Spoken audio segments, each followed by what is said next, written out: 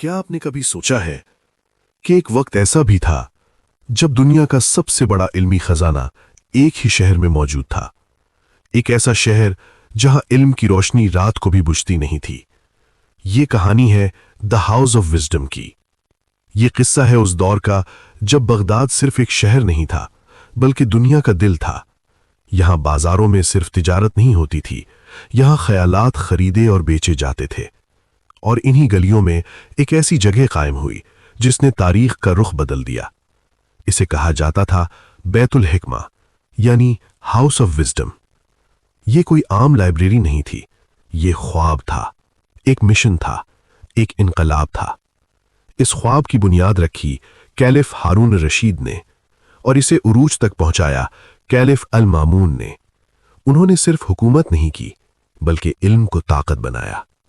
तसव्वुर करें एक अजीम इमारत जहां हजारों किताबें कतारों में सजी हुई हैं। यूनान से आई हुई फलसफे की किताबें, हिंदुस्तान से आए हुए रियाजी के उसूल और फारस की हिकमत, सब कुछ एक ही जगह जमा था।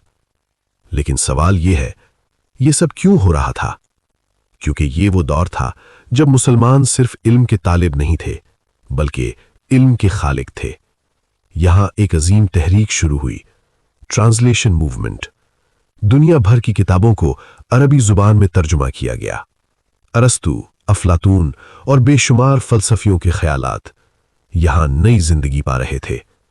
और फिर यहां पैदा हुए वो लोग जिन्होंने दुनिया को बदल दिया, जैसे कि अल ख्वारिज़मी, जिन्होंने अल जब्र को जन्म दिया। आज जो हम अल जबरा पढ़ते हैं वहीं से शुरू हुआ था।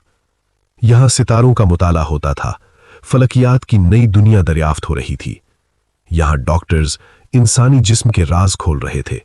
यह सिर्फ इल्म नहीं था, यह मुस्तकबिल की तामीर थी। और सबसे हैरान कुन बात, यहां मुख्तलिफ मज़ाहिब, मुख्तलिफ कौमों के लोग इकट्ठे काम करते थे। कोई फर्क नहीं, सिर्फ एक मकसद, इल्म। लेकिन हर उरूज को जवाल भी आता है और इस अजीम मरकज के साथ भी ऐसा ही हुआ। साल 1258 एक तूफान आया, Mongol sack of Baghdad. Mongol अफवाज ने बगदाद पर हमला कर दिया। शहर जल रहा था, चीखें, आग, तबाही। और फिर वो लम्हा आया जिसने इल्म की तारीख को रुला दिया।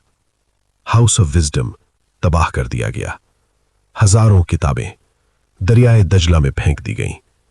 कहा जाता है पानी स्याह हो गया था स्याही से।